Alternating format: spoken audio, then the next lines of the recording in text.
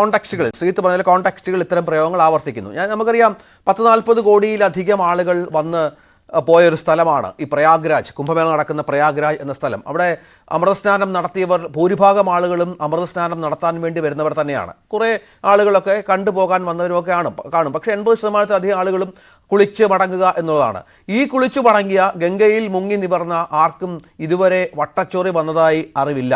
ഇതുവരെ അങ്ങനെ റിപ്പോർട്ട് വന്നില്ല. നമുക്കറിയാം ഇതിനെതിരെ ഉടൻ തന്നെ മാധ്യമ റിപ്പോർട്ടുകൾ വരും അങ്ങനെ സംഭവിച്ചാൽ, എന്തെങ്കിലും ആരോഗ്യ പ്രശ്നങ്ങൾ ഉണ്ടായാൽ. പക്ഷേ CK വിനീതിന് എന്തുകൊണ്ട് അങ്ങനെ ഒരു തോന്നൽ ഉണ്ടായി? ഇങ്ങനൊരു ചോദ്യം ഉയരുമ്പോൾ കുംഭമേളയെ അപമാനിക്കുന്ന തരത്തിലാണ് ഈ വർത്തമാനം എന്ന് തോന്നിപ്പിക്കുന്ന വിധത്തിലുള്ള വർത്തമാനം എന്തുകൊണ്ട് വിനീത് പറഞ്ഞു എന്നുള്ളതാണ് പ്രശ്നം.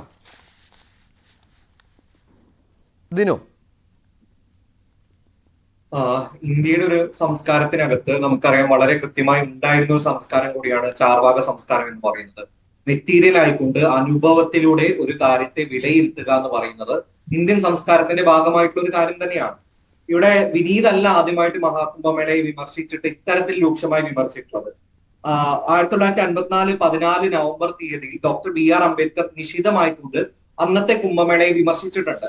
ഇന്നൊരു പക്ഷെ വിനീത് ഉപയോഗിച്ചുള്ള ഭാഷയേക്കാൾ വളരെ മൂർച്ചയേറിയ ഭാഷയിൽ കുംഭമേളയിൽ വരുന്ന ആളുകളുടെ വസ്ത്രധാരണം തൊട്ടുള്ള കാര്യങ്ങളെ കുറിച്ചും അന്നത്തെ കാലഘട്ടത്തിൽ സന്യാസിമാർ അമിതമായി വന്നുകൊണ്ട് അതിനിടയിൽ പെട്ട് മരിച്ചുപോയ ഒരുപാട് പേരെ അടക്കം പറയുകയും ഒരു ആർമിയെ തന്നെ താൻ മന്ത്രിയായിരുന്നെങ്കിൽ അങ്ങോട്ടേക്ക് അയക്കും എന്ന രീതിയിൽ വരെ വളരെ നിശിതമായിട്ടുള്ള വിമർശനം ഡോക്ടർ BR അംബേദ്കർ മുന്നോട്ടേക്ക് വെച്ചിട്ടുണ്ട്. ഇവിടുത്തെ ഒരു പ്രധാനപ്പെട്ട പ്രശ്നം എന്ന് പറഞ്ഞു കഴിഞ്ഞാൽ ഒരുപക്ഷെ സെൻട്രൽ പൊല്യൂഷൻ കൺട്രോൾ ബോർഡ് വളരെ കൃത്യമായിക്കൊണ്ട് ആളുകൾ വന്നുകൊണ്ട് ജനുവരി 12 മുതൽ ഫെബ്രുവരി 4 വരെയുള്ള കാലഘട്ടത്തിലെ കണക്കെടുത്തുകൊണ്ടാണ് അവിടുത്തെ ഫീക്കൽ കോളിഫോം ബയോകെമിക്കൽ ഓക്സിജൻ ഡിമാൻഡും വളരെ ക്രമാതീതമായി വർദ്ധിച്ചിരിക്കുന്നു എന്ന കണക്ക് പറയുന്നത്. ഇതിന് വളരെ കൃത്യമായിക്കൊണ്ട് അവിടെ നടന്നിട്ടുള്ള ഇവന്റുമായി വളരെ ബന്ധപ്പെട്ടുകൊണ്ടാണ് ഈ പീരീഡ് നിലനിൽക്കുന്നത്. എന്നാൽ നാഷണൽ ഗ്രീൻ ട്രിബ്യൂണലിന്റെ അകത്ത് ഉത്തർപ്രദേശ് പൊല്യൂഷൻ കൺട്രോൾ ബോർഡ് വരെ സമർപ്പിക്കുന്ന റിപ്പോർട്ട് എന്ന് പറയുന്നത് 12-ാം തീയതിക്ക് മുൻപുള്ള റിപ്പോർട്ടാണ്. ഇത് സമർപ്പിച്ചതിന്റെ പേരിൽ വളരെ രൂക്ഷമായ വിമർശനം നാഷണൽ ഗ്രീൻ ട്രിബ്യൂണൽ ബോർഡിന്റെ ഭാഗത്ത് നിന്നുകൊണ്ട് ഉത്തർപ്രദേശ് സർക്കാരിന് കിട്ടുന്നുണ്ട്. ഈ ഒരു കോണ്ടെക്സ്റ്റിനകത്ത് തന്നെയാണ് യോഗി ആദിത്യനാഥിനെ പോലുള്ള ആളുകൾ ഈ അലിഗേഷൻ ബേസ്ലെസ് ആണെന്നും ഇത് സനാതന ധർമ്മത്തിനെതിരാണെന്നും മാ ഗംഗയ്ക്കെതിരാണെന്നും അതിനൊപ്പം ഒരു കാര്യം കൂടെ അവർ പറഞ്ഞു വെക്കുന്നു, ഇന്ത്യക്കെതിരാണെന്നും കൂടെ പറഞ്ഞു വെക്കുന്നു. അതായത് ഈ രാഷ്ട്രത്തിനകത്ത് മതവിമർശനം നടത്തുമ്പോൾ ഏതെങ്കിലും രീതിയിൽ നദി പൊല്യൂട്ടഡ് ആവുന്നതിനെ കുറിച്ച് പറയുന്ന സമയത്ത് അത് ഇന്ത്യക്കെതിരായ വിമർശനങ്ങളാണെന്നും അത്തരം പറയുന്ന ആൾ രാഷ്ട്രദ്രോഹികൾ അല്ലെങ്കിൽ രാജ്യദ്രോഹികളായി മാറുന്നു എന്ന രീതിയിലുള്ള സ്റ്റേറ്റ്മെന്റ് പറയുന്ന ഒരു കോണ്ടെക്സ്റ്റിനകത്ത് തന്നെയാണ് വിനീതിനെ പോലുള്ള ആളുകൾ വളരെ കൃത്യമായി കൊണ്ട് അവരുടെ ഭരണഘടനാ അവകാശങ്ങൾ ഉപയോഗിച്ചുകൊണ്ട് തന്നെയാണ് പറയുന്നത്. ഇന്ത്യൻ ഭരണഘടനയുടെ ആർട്ടിക്കിൾ 21 പ്രകാരം ശുദ്ധമായ ജലം ലഭിക്കുക, ശുദ്ധമായ നദീജലം ലഭിക്കുക എന്ന് പറയുന്നത് ഓരോ പൗരന്റെയും അവകാശമാണ്. വിനീത് എന്താണ് ഇവിടെ പറഞ്ഞിട്ടുള്ളത്? വിനീത് കൃത്യമായി പറഞ്ഞിട്ടുണ്ട്, വിശ്വസിക്കാവുന്ന വിശ്വാസമുള്ള ഒരാളാണെങ്കിൽ, ഒരു മതവിശ്വാസിയാണെങ്കിൽ അവിടെ തീർച്ചയായിട്ടും അദ്ദേഹത്തിന് ചില കാര്യങ്ങൾ ചെയ്യാനുണ്ടാകുമെന്ന് വിനീത് കൃത്യമായി പറയുന്നു. ഇതിനകത്ത് എവിടെയാണ് മതനിന്ദ ഉള്ളത്?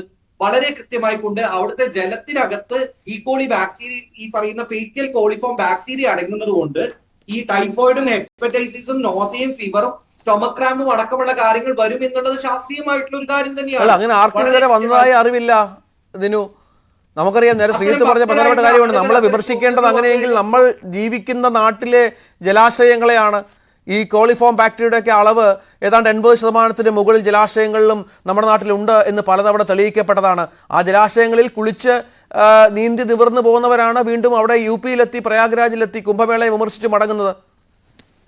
നോക്കൂ, തീച്ചാമണ്ടി പോലുള്ള തെയ്യങ്ങളിൽ ഇടപെടുന്ന അല്ലെങ്കിൽ പുറത്ത് ഈ പറയുന്ന കൊളുത്തിൽ തൂക്കിക്കൊണ്ട് മുകളിലേക്ക് ഉയർത്തിയ മനുഷ്യരാരും തന്നെ ഭക്തരായുള്ള മനുഷ്യർ അവരുടെ മുറിവുകളെ കുറിച്ച് ഇന്നേ വരെയായിട്ട് ഒരു പത്രങ്ങളിലും റിപ്പോർട്ട് ചെയ്യപ്പെട്ടിട്ടില്ലല്ലോ. അപ്പൊ വളരെ സയന്റിഫിക് ആയിട്ടുള്ള ഒരു കാര്യമാണ്. വളരെ കൃത്യമായി ഇത്തരം രോഗങ്ങൾ പിടിപെടാനുള്ള സാധ്യത ഉണ്ടെന്ന് പറയുന്നത്.